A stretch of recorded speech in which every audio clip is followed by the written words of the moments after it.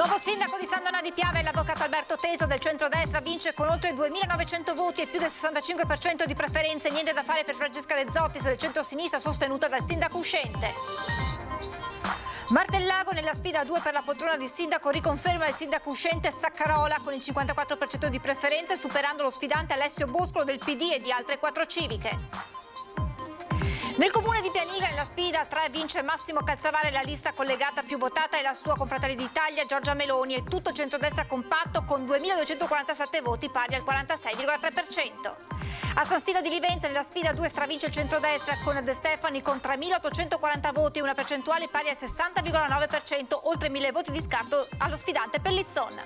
La 94esima durata degli Alpini a Udine, record di ascolti per le reti del gruppo di Media Nord-Est che ieri hanno trasmesso in diretta l'intera manifestazione, oltre 1 milione di telespettatori. Venezia, con immutato affetto, ricorda la grande figura di uno dei suoi patriarchi più amati, il cardinale Marco Cè, a 9 anni dalla sua scomparsa, nelle parole di Francesco Moraglia.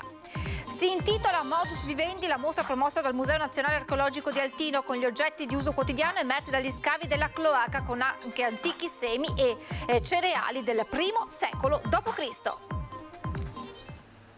Edizione veneziana dei telegiornali di Antena 3, buonasera e ben ritrovati, edizione che arriva dopo la lunga maratona elettorale iniziata nel pomeriggio e che continuerà anche dopo le edizioni serali dei nostri telegiornali per vedere da vicino l'andamento di queste amministrative in Veneto, attesa per il risultato di San Donà di Piave. Allora con la grafica vediamo quella che è la situazione con il 64,48%, Alberto Teso è di fatto il sindaco di San Donà di Piave, anche se ci sono ancora una ventina di sezioni da scrutinare, 32,10% per Francesca Zottis e 3,42% per Carlo Fantinello di Azione Italia Viva. Ma allora andiamo subito a San Donà di Piave dalla nostra Ilaria Marchiori, vediamo dietro di lei la festa in corso. Buongiorno, buonasera Ilaria, buonasera a te e agli ospiti. Sì, buonasera Francesca, buonasera ai nostri telespettatori. Ormai qui è proprio un clima di festa e come vedete qui ci sono riuniti, eccoli qua, vedete, oltre a tanti cittadini sono arrivati anche molti esponenti politici locali proprio per congratularsi con Alberto Teso. Ecco, allora San Donà ha il suo nuovo sindaco e lei anche qui ha vinto il centrodestra. È stata una vittoria che in qualche maniera ci aspettavamo, perché avevamo sentito soprattutto negli ultimi 15 giorni un clima veramente favorevole alla nostra coalizione. L'importanza del voto mi carica ancora di più di responsabilità, perché vuol dire che i sandonatesi mi hanno dato tanta fiducia e dovremo fare di tutto per dimostrare di meritarla. Insomma, io spero di poter iniziare a lavorare subito, prima possibile, perché ci sono tante cose da fare. Ripeto, questo mandato ricevuto deve essere adempiuto alla grande. Teso, lei ha già incontrato i suoi sfidanti, diciamo, cosa vi siete detti? Mi ha chiamato prestissimo Francesca Zottis per farmi i complimenti, siamo andati a trovarla in sede io con Luca Spavanetto, il consigliere regionale, è stato un gesto molto apprezzato, è un gesto che è venuto dal cuore, è stata una campagna elettorale molto leale, equilibrata, la pensiamo in maniera diversa su moltissimi argomenti, però io sono convinto che sia lei che Carlo Fantinello del Terzo Polo daranno il contributo al miglior governo possibile di questa città, ognuno con le sue prerogative, nel rispetto dell'opposizione che deve fare l'opposizione, ma l'interesse unica di San Donà e del territorio del Veneto orientale. Ecco, visto che ha nominato Pavanetto è qui con noi, è stata una vittoria nel veneziano in provincia di Venezia a 360 gradi per il centrodestra. Sì, abbiamo vinto a Pianiga con Massimo Calzavara, abbiamo vinto a San Stino con De Stefani, abbiamo vinto anche a Martellago con la riconferma di Andrea Saccarola e naturalmente la vittoria più grande è quella di San Donà, perché abbiamo espugnato una roccaforte della sinistra degli ultimi 10 anni, ma che era insomma attesa, molto attesa, e soprattutto grazie alle aspettative insomma che il popolo di San Donà ha voluto dare al centrodestra. Diciamo che questa è la più grande soddisfazione tra i 4 comuni. È una grande soddisfazione, combattuta fino all'ultimo, la sfidante non era sicuramente una una sprovveduta, anzi ha combattuto fino all'ultimo e questo gliene diamo atto, però San Donà voleva cambiare e quindi credo che l'aspettativa nei confronti del governo di centrodestra, regionale e nazionale, abbia poi ripagato anche in una squadra forte e con un candidato giusto. Teso, c'è la sua famiglia che l'aspetta? Sì, adesso andrò a festeggiare in famiglia, poi come vi ho detto giovedì è il mio compleanno e andrò a Ferrara a vedere Bruce Springsteen come regalo di compleanno e chiusura di questa campagna. Ecco, benissimo, allora qui vi lasciamo con questo clima di festeggiamenti. Da San Donà di Piave è tutto, restituisco la linea allo studio. Grazie Ilaria Marchiori, grazie anche al neosindaco, buon concerto naturalmente per festeggiare il compleanno e non solo. E adesso ci spostiamo a Martellago, sempre con la grafica, grazie alla regia, vediamo la situazione, 18 sezioni su 19, quindi ormai è completato lo scrutinio e vince con il 53,55% delle preferenze Andrea Saccarola del centrodestra Civiche, al 46,45% Alessio Boscolo del Partito Democratico, appoggiato anche dalle Civiche. Allora andiamo a Martellago dal nostro Federico Fusetti per un'analisi più approfondita del voto. Buonasera Federico, il tempo di sistemare l'inquadratura. Buonasera a te.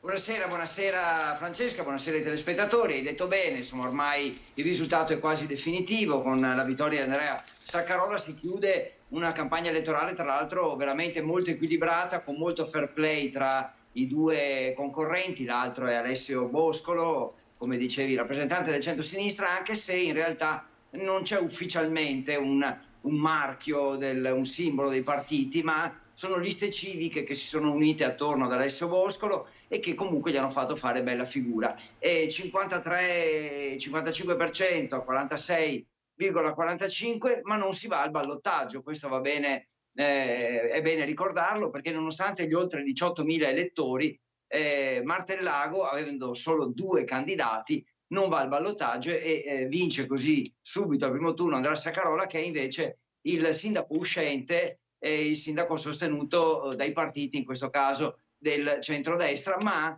anche con alcune liste civiche. Il sindaco, infatti, poi le dichiarazioni raccolte ve le faremo sentire nei prossimi notiziari, ma insomma intanto vi anticipo che Saccarola era molto orgoglioso del fatto che la lista civica intitolata a lui, cioè con il suo nome, a quanto sembra ha preso più voti di Fratelli d'Italia, quindi sicuramente un successo anche da un punto di vista personale per questo, e certamente troppo presto per parlare di giunta, questo ce l'ha subito anticipato il neosindaco. Nello stesso tempo però dichiarazioni da una parte e dall'altra di grande fair play nei confronti dell'avversario, quindi rispetto reciproco, opposizione che sarà fatta in maniera attenta ma non polemica da parte di Boscolo, e dall'altra parte la voglia di sistemare subito quelle opere pubbliche che devono essere completate, a partire da un'importante pista ciclabile e dai lavori della casa di riposo. Quindi insomma le priorità non mancano e il lavoro nemmeno, però insomma intanto abbiamo registrato questo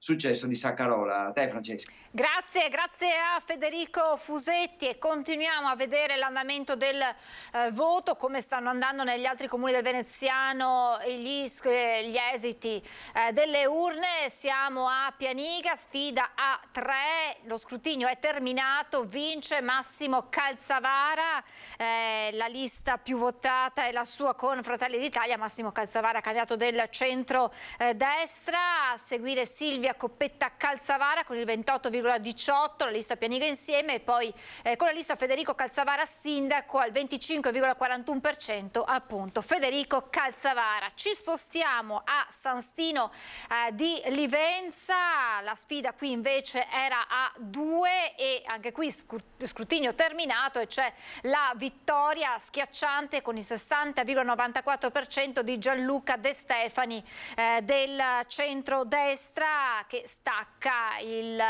suo avversario Stefano Pellizzon con la lista civica Livenza. Lasciamo questa pagina, vi ricordo che la nostra maratona elettorale andrà avanti dopo l'edizione trevigiana del nostro telegiornale per seguire l'andamento dello scrutinio negli altri comuni veneti. E parliamo del grande successo di pubblico per la 94esima adunata degli Alpini a Udine. È stato un record di ascolti per le 3 reti del gruppo Media Nord-Est che ieri hanno trasmesso in diretta l'intera manifestazione. Oltre 1 milione di telespettatori che su Antena 3, Rete Veneta e Tele 4 hanno seguito la sfilata delle penne nere.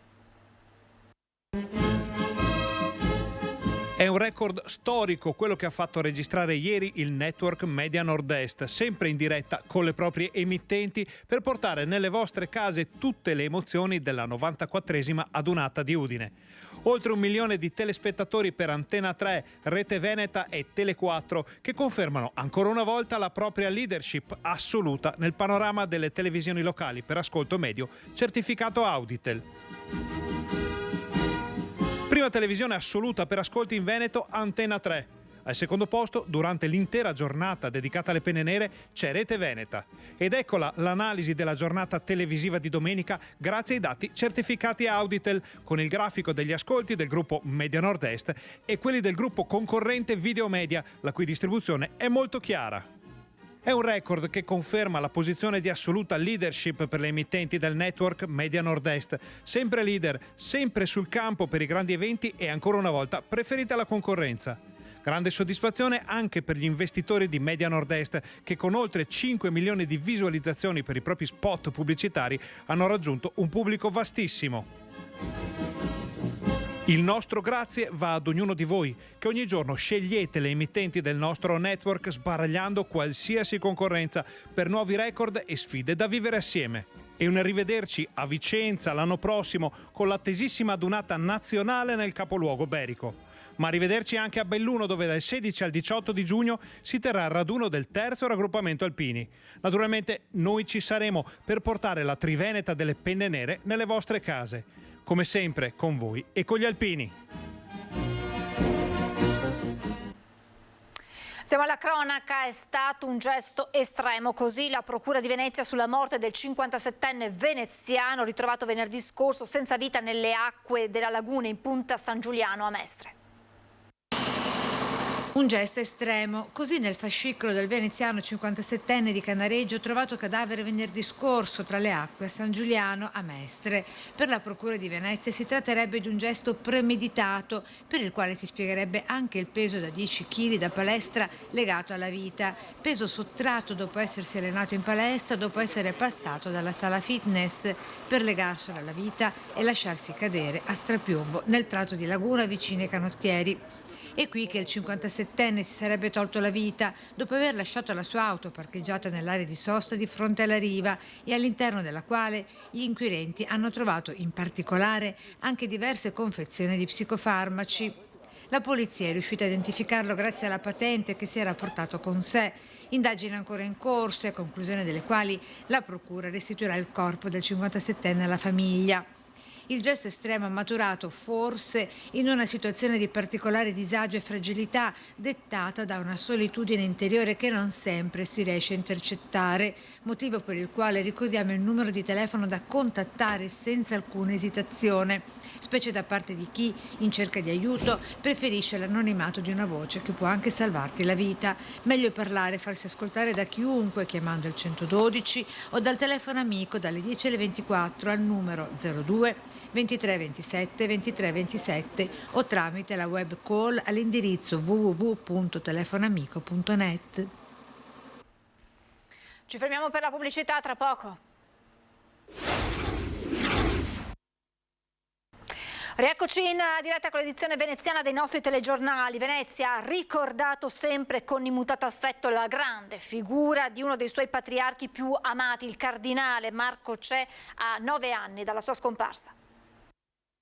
9 anni fa, il 12 maggio 2014, Venezia, con grande commozione, diceva addio a uno dei suoi pastori più amati, il cardinale patriarca Marco Cè, patriarca di Venezia dal 1978 al 2002, che anche dopo aver passato il pastorale di guida della diocesi al cardinale Scola, è rimasto a vivere in città in Campo San Barnaba, continuando a rendersi utile lungo 36 anni di apostolato in città. Messa in suffragio in Basilica di San Marco, presieduta dall'attuale patriarca Monsignor Francesco Moraglia, presente anche il prefetto Michele Di Bari. Ricordiamo il suo motto episcopale. Il motto episcopale è un programma, è qualcosa che tocca l'anima di chi lo propone a sé e agli altri. Cristo è la mia speranza, Cristo è la stessa speranza. Lui la traduce nel termine più bello possibile, la pace. In Basilica sono ancora una volta risuonate nel ricordo le parole del patriarca Marco, l'umiltà, la bontà, la profondità di cuore, e la celebrazione si è conclusa con una processione e la benedizione finale in cripta dove l'amato cardinale riposa in pace. Quando, in ossequio alle disposizioni canoniche, conclusi il mio ministero patriarcale in questa nostra Chiesa, presi la decisione di rimanere a Venezia. Dopo 23 anni di servizio, umile quanto volete, a questa comunità io non avevo altra famiglia che questa. Venezia era la mia chiesa e la mia casa, il presbiterio, la mia famiglia. E adesso gli eccezionali ritrovamenti ad Altino che raccontano la storia dei nostri avi di 2000 anni fa tra antichi semi e cereali. La vita quotidiana degli antichi veneti, ricostruita con i reperti emersi dagli scavi dell'area archeologica di Altino, ora in esposizione nella mostra dal titolo più che eloquente Modus Vivendi, come ci spiega la direttrice del museo in questa occasione, per noi nella veste di guida d'eccezione. Attraverso gli oggetti rinvenuti nella infrastruttura idraulica scavata nel 2022 abbiamo la possibilità di avere uno scorcio sulla vita quotidiana delle persone che vivevano sopra la cloaca 2000 anni fa. Questa è una ricostruzione di Altino a cavallo tra, nel corso del I secolo d.C. Noi in questo momento ci troviamo qui. Questa è l'area dove è stato fatto lo scavo nel 2022. Cosa è emerso? Molto, in particolare la struttura più importante, una grande cloaca. All'interno della cloaca abbiamo trovato anche molti indizi della dieta e dell'ambiente di Altino di 2000 anni fa. Vedete come ci sono noccioli di pesca che sono identici agli attuali, di ciliegie, di olive, e poi anche sono stati trovati minuscoli frammenti di cereali. Un allestimento evocativo dove con i resti vegetali e di animali, tutti perfettamente conservati sul fondo della cloaca grazie alla perfetta temperatura, cioè alle condizioni di forte umidità, anche altri eloquenti testimoni del modo di vivere dei nostri antenati. Questi frammenti ci raccontano di quanto stretti fossero i rapporti tra Altino e località di tutto il Mediterraneo. E con questi ritrovamenti chiudiamo questa edizione veneziana del nostro telegiornale. Vi lascio le previsioni del tempo. Grazie per essere stati con noi. Buona serata.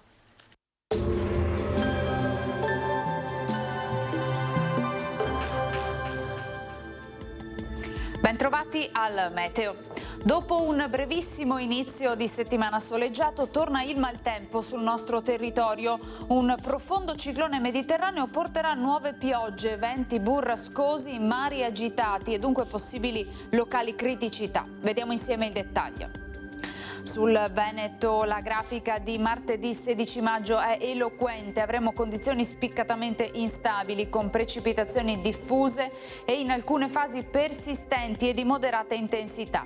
Non escluse delle parziali schiarite nel corso del pomeriggio sulle zone costiere. Temperature in lieve calo, minime tra 10 e 13 gradi, massime tra i 12 e i 16 gradi all'incirca. Ci spostiamo ora sul Friuli Venezia Giulia, dove avremo piogge intermittenti da moderate ad abbondanti. Temporanee schiarite anche in questo caso sulla costa, dove però soffierà bora forte con raffiche anche oltre i 100 km/h a Trieste.